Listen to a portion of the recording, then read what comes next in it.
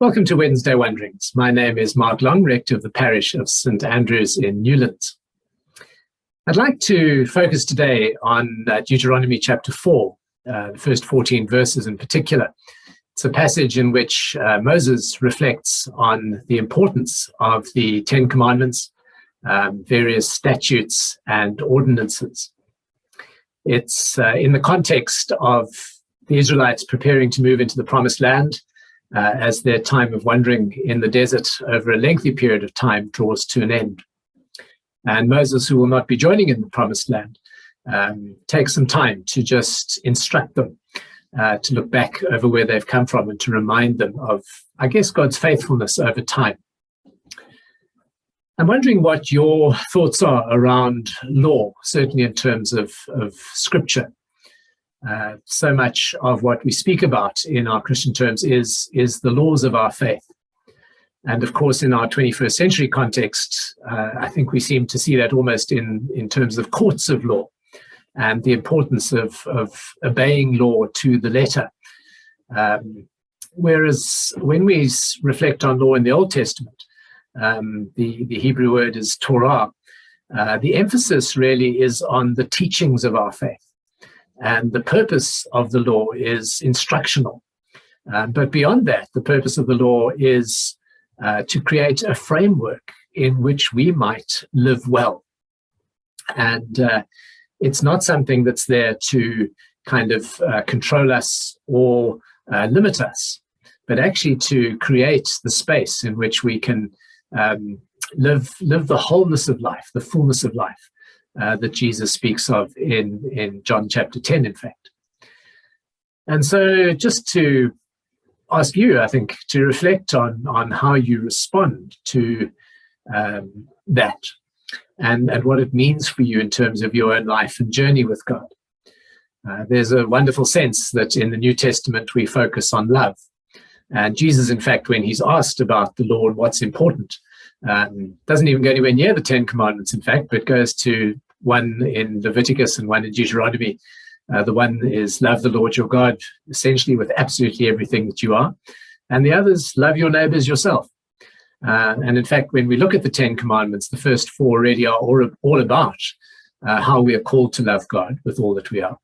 And the last six are all about how we relate with other human beings.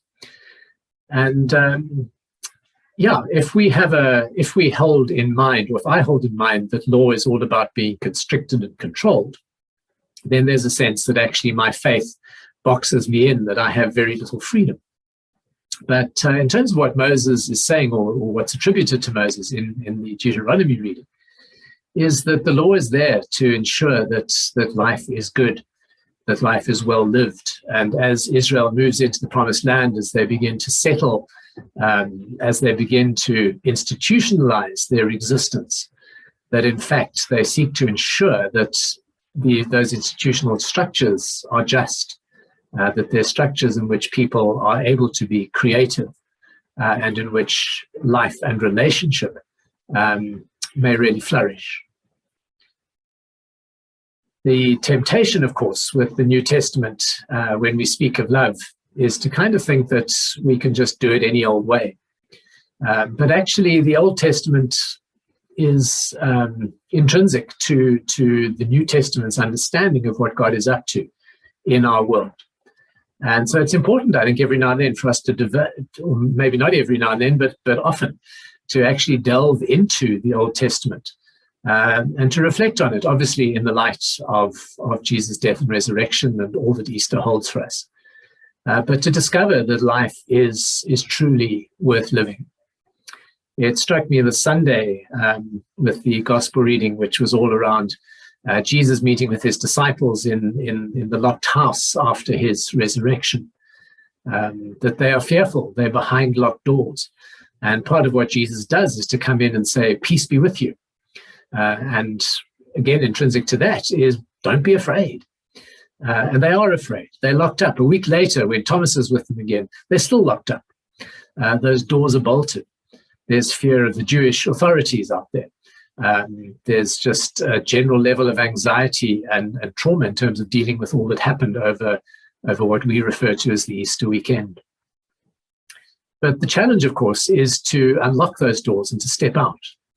And I'm thankful that at some point those early disciples did that, that they eventually listened to the women who brought the news of the empty tomb, and themselves had the courage to go out and, reflecting on their life and ministry with Jesus, able to begin to give renewed leadership and to draw you and I, in fact, 2 millennia later, into the wonderful gospel story, and that we ourselves are called to be about the purposes of God in our world. But sometimes law, or our concept of law, can be as strong a locked door as the doors that the disciples hid behind on that weekend of the Easter resurrection, and continue to hide behind for some time. I would encourage us to unlock our thinking around law, to move away from any kind of legalism in our interpretation, and to see the law as this wonderful framework that lays out a huge space in which God says, come and play, come and live, come and relate. Here are some things to guide you in that. Allow the attributes of God, the goodness of God, to instruct you, and live life well in all of that. And of course, that's not to say that there aren't things in life that will continue to constrict us and restrict us. But if we actually begin to recognize all that has happened through Jesus' death and resurrection, to really embrace the victory of the cross, to embrace the reality of resurrection as this wonderful fulcrum in human history, marking a time in which we no longer need to be controlled by what seeks to restrict us: evil, human brokenness, just bad living in general. And that where we have an ability to ourselves embrace that freedom, but we're also called to embrace that freedom for others. And so it's not just about me, it's not just about you, it's not just about us as a specific congregation or gathering of Christians.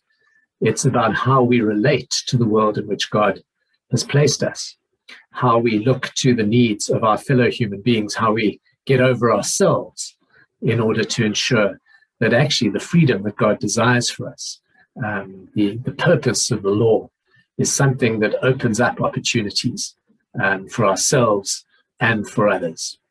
And within that, we would include all others.